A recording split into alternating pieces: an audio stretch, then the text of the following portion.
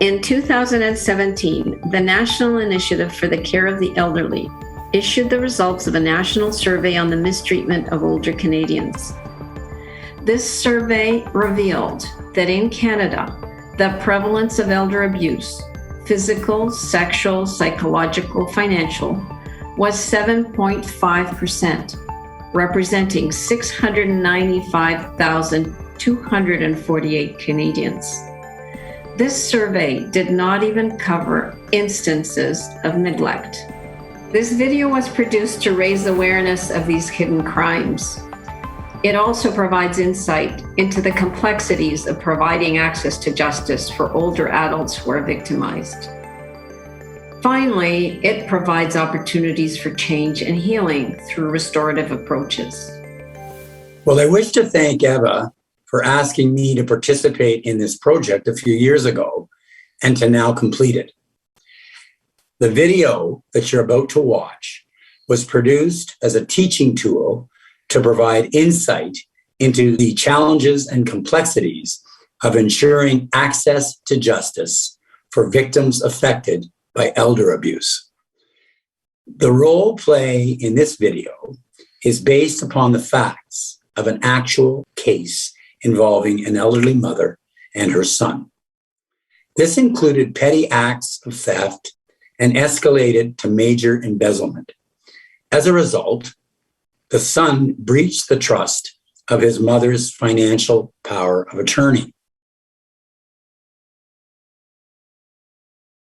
Thank you very much for taking the time to come here today. Thank you, Mrs. Smith. Thank you, Mr. Smith. And I especially also want to thank all of our other participants here for being willing to take time from your busy lives to try and see how we can work with the family to see where we can go and what we can accomplish together. But we've all agreed that we would speak honestly, that we would speak from the heart. We've agreed that we would speak with respect towards one another, even when sometimes that may not be easy. We are using a talking piece, and we have agreed that we will only speak when we have the talking piece in our hand, because that way it will make sure, we will be sure that everyone can say exactly what they need to say in the amount of time they need to say it. And then you don't have to speak when you have the talking piece, so you can just pass. So it's entirely up to you if you feel that you have something to add to the conversation as it's going around in the circle. And finally, circles are places for private conversations. And there are a lot of private issues here. In every family there are private issues. And so the general rule of circles that we have already reviewed, that what comes out in circle stays in circle, because that enables people to participate more freely and more honestly. So we're hoping that you will each be remembering of this, remember this particular guideline. Okay, so for our circle today, it's a very special circle. We usually have one talking piece, but today we're going to have two. So if I can pass the talking piece and the second talking piece. Well, I'm Gary, and I guess I'm the villain here in this group. And I've done everything. I guess I've made some wrongs, but I think I've done a lot of rights. And I want to be recognized for the positive things.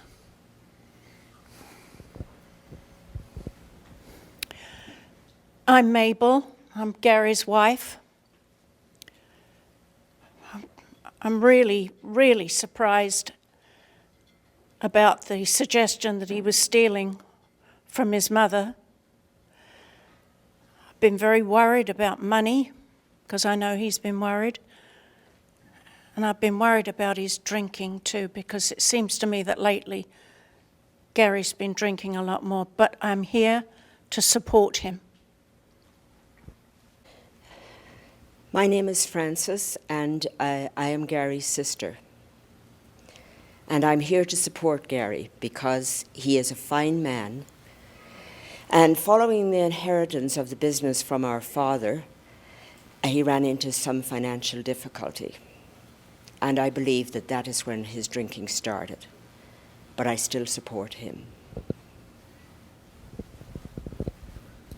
I'm Albert. I'm Gary's addiction counselor. I've been working with him with his alcoholism for 5 months.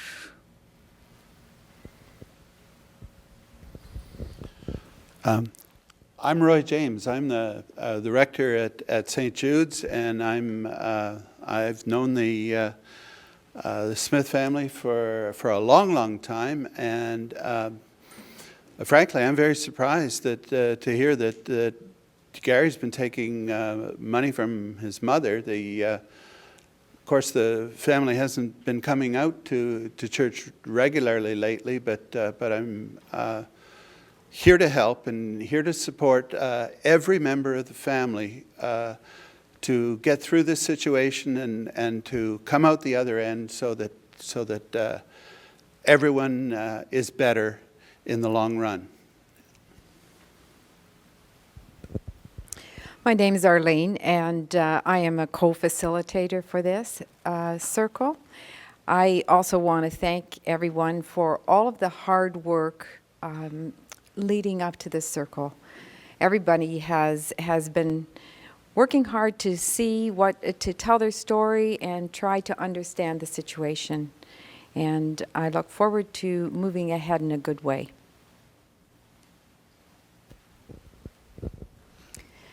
I'm Jane. I'm a social worker with the Community Care Access Centre, and I have been Mrs. Smith's social worker for about a year. I have been working with her to provide her with the supports and services she needs. I've been aware that her son Gary has done a very great deal for her. She has depended on him a lot. But I know how very upset she is about this whole situation. I'm here at Mrs. Smith's request, and I hope we will be able to find some solutions that help her and Gary. I'm Jean Brown. I'm Agnes's sister. She called and asked me to be here as a support, so I am here. I must admit, I am very skeptical about the outcome of this circle, given what Gary has been doing, but she wants me here, so I am here. My name's Tom, and this is my grandmother. I am Gary's son. I am here to support my grandmother and my grandmother alone.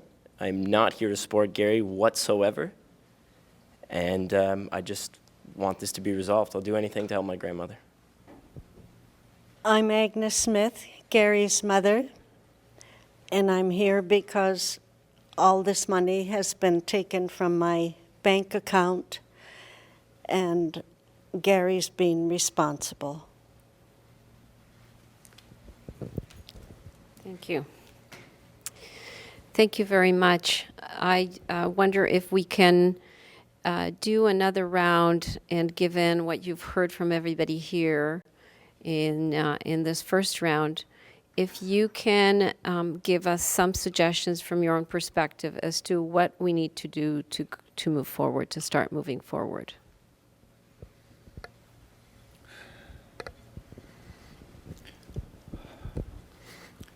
Well, I certainly need help relative to drinking, and my counselor over here, we've chatted about it.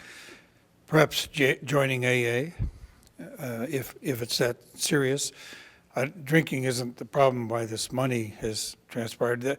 That's because I was always taught by my dad to run the business, which is a big thing, and not involve my mother in the money because she had enough things to worry about, and and certainly I've tried to look after her. So whether the two of us can talk more about it and get clear how the finances are, I could try to do that. Maybe level more with her. Because some people said I haven't talked to her about it. I supposedly stole money that I think I've taken for the good of her and the company. Anyway, I'll look at that alcoholism, and I'll look at whether she and I can do more. And I'm disappointed my son is not backing me up, but I'm not surprised because I've been busy trying to keep the business going.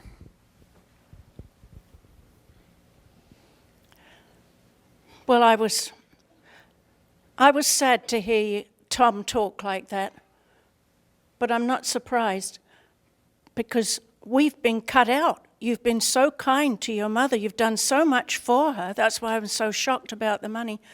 But you've been with her a lot more than you've been with me and Tom. And we think it would be a very good idea. I think it would be a good idea if you could talk to me sometimes and tell me about the problem. Sometimes I've felt very cut out and very isolated. And I will just say that my husband is a good man. He's a decent man.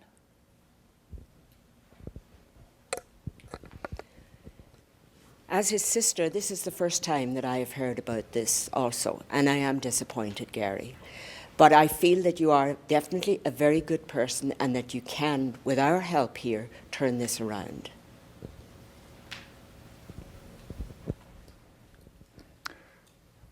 I must give Gary credit for coming to me on his own 5 months ago, looking for help. Now, we haven't progressed very far, and it's going to take a long while, but he's optimistic, and so am I.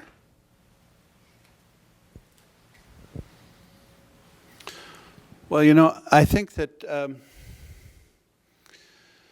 there's going to be a lot of talk about healing, and there's going to be a lot of talk about forgiveness. So I'm looking forward to the whole community helping each and any member of this family who wants to take a step forward and move towards forgiveness. Because I think any step forward, realistic step forward, would be good and would be a positive step.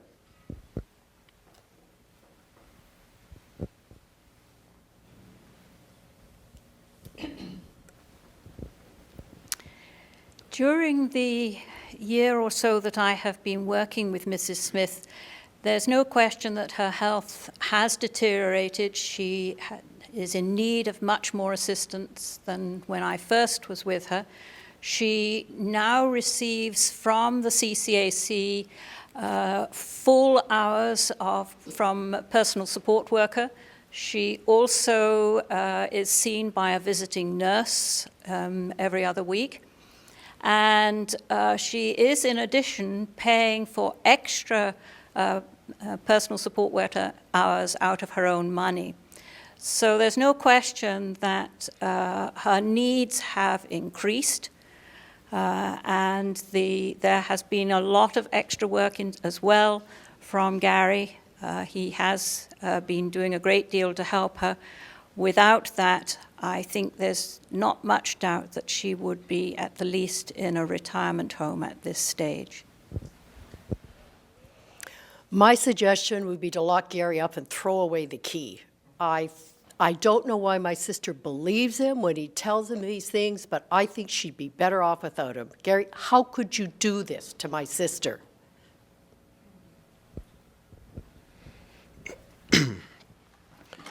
I don't necessarily think you should go to jail, Dad, but really I'm not doing this for your benefit, but maybe my mom's benefit, my grandma's benefit, that I'll pitch in, I'll start helping her out.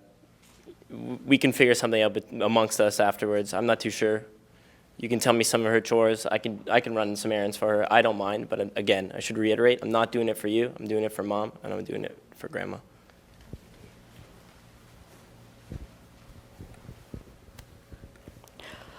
Well, I've depended on Gary for so many things, and he's been such a good son to me. But I'm not sure I can trust him anymore. We've heard some things that I think may in fact be hopeful signs. Gary, you have initiated some counseling to deal with your drinking. And it looks like that may still take a while, but at least you've taken that step and you've acknowledged that that's a problem that you have to deal with. And so I think that's a pretty hopeful sign. And most of you are, in fact, saying that you believe that Gary's actually a good person. And that's hopeful as well. It's also obvious that, Mrs. Smith, that you do need help and you need attention and you may be needing more as time progresses. And so then the question really is, and you do have a fair bit of support in a number of different ways in terms of your health and personal care and so on. But it seems to me that where we really need to focus some time and attention is this whole question of managing your money in your bank accounts. And I'd like to just pose the question as to what sort of thoughts do people have going forward as to how this can be done so that there's an assurance that the kind of temptations or the kind of challenges that have led you, Gary, to take some of this money, that those things don't happen going forward. What can we do? Well, not being trusted certainly doesn't help a person be positive, but on the other hand, I guess you're going to say I caused it. As I said earlier, we'll try to be more open about the finances. Ultimately, we can get that so-called missed money, stolen money, back into Mom's account. But we want to also hope that the company doesn't go bankrupt, then we won't have anything at all. So not drinking, I guess that's caused some of the problem at the business. With the recession we've had, that hasn't helped. So I'll work better with a finance person, continue with my help with the addiction thing, and try to get your trust back, Mom. I'll continue to do the things I do. It'd be better. But the main thing is that we've got to talk about the finances more openly and with you too. So try to get my son trusting me again. So it'll be an uphill battle. We have a business to worry about, but gosh, I can only hope I can help get it together. Well, I can help you a little bit with the finances, I think. I know a little bit about that. But if you're working with a financial advisor and with a counselor for your alcohol use, I'm going to help you, and I think that you can get it back together again, Gary. I really do. There's no question that Gary loves his mother, because I have seen that. And unfortunately, I have not been able to spend as much time with the family as I would have liked to. But going forward, I plan to be with you more, Gary, and help you, because I really think that with all our help, you can turn this around and make a better life for everyone.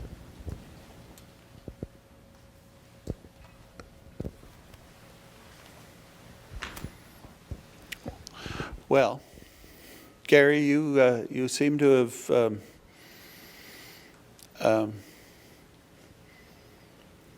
not necessarily broken, but shaken up the trust in some of your relationships, not just your mother, but your wife and your son. So trust is an issue here.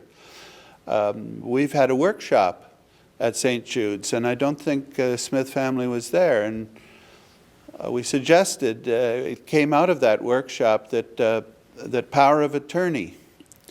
There's power of attorney for care and power of attorney for finance. And Agnes, as long as you're a capable woman, the advice was that you should retain your power of attorney and not give it to anyone.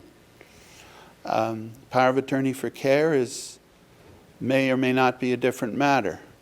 But out of that workshop came the idea that you should retain your power of attorney for finance as long as you're a capable woman.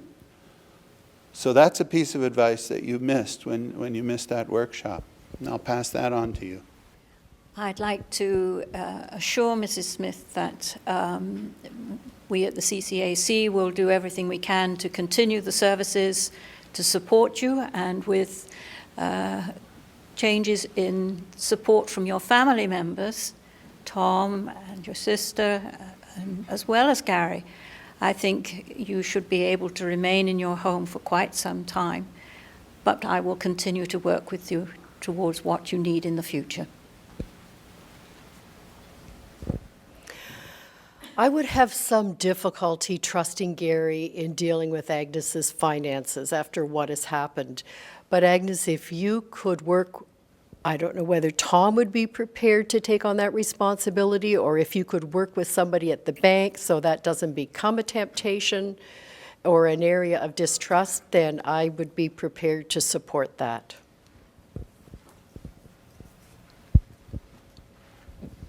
The way you say it, Dad, you keep saying the money's missing. Until you fess up and say you stole the money, I don't think you should go near her finances. You need to come clean to everyone here and say you stole it. Enough with it missing, enough with, oh, you took it, you borrowed it. You stole the money. Until then, I feel like I can contribute. I'm a finance major at U of T. I'll do Grandma's finances. I don't mind. I can do that. I don't know why you didn't ask me before.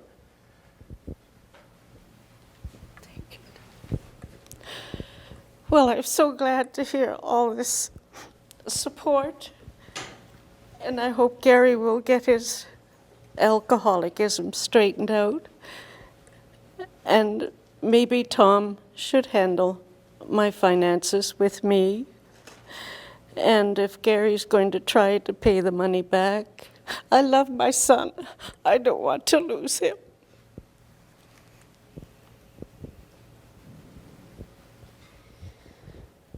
Well, thank you. It does look like we may be able to find a way going forward. I think we've heard some very important suggestions.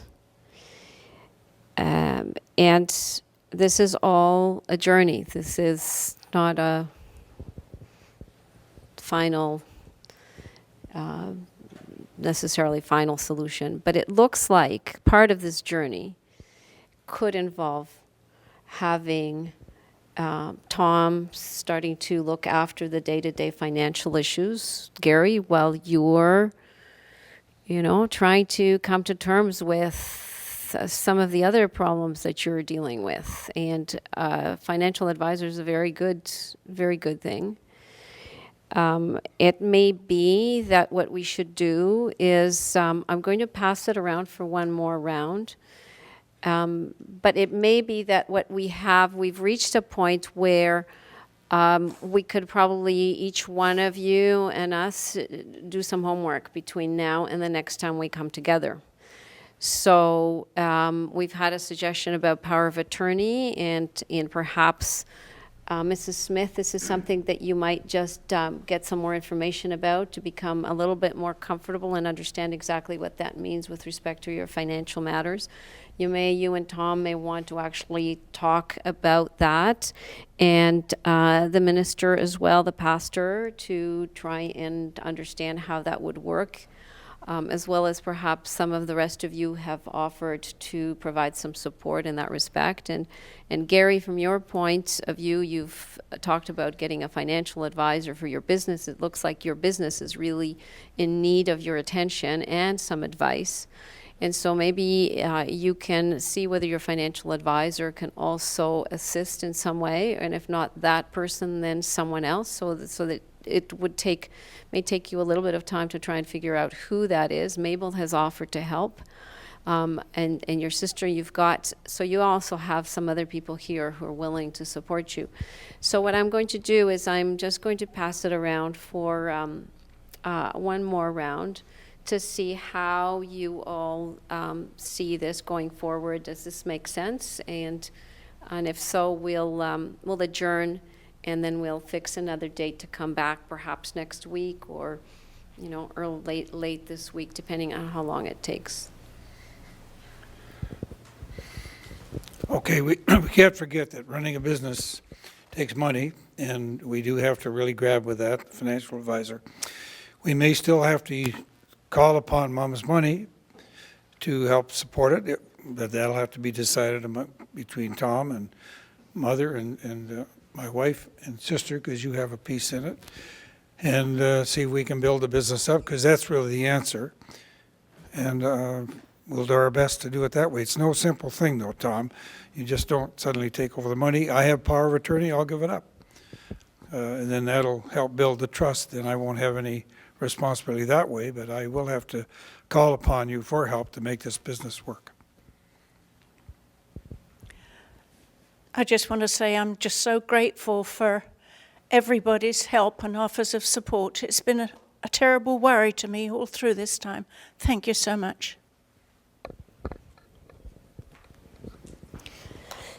Yes, I think, Gary, that you can turn this around eventually, but it's going to be a lot of hard work. And yes, I will be there to help, and I feel that this is a very good suggestion that Tom work with your mum and help you with this.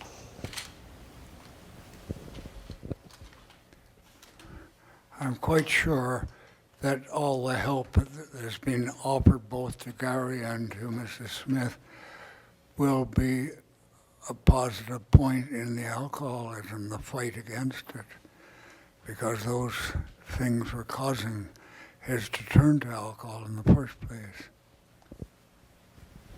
Yes, I can see movement forward on this, and you should all know that our prayers are with you as you move forward and to a better solution to your family problems.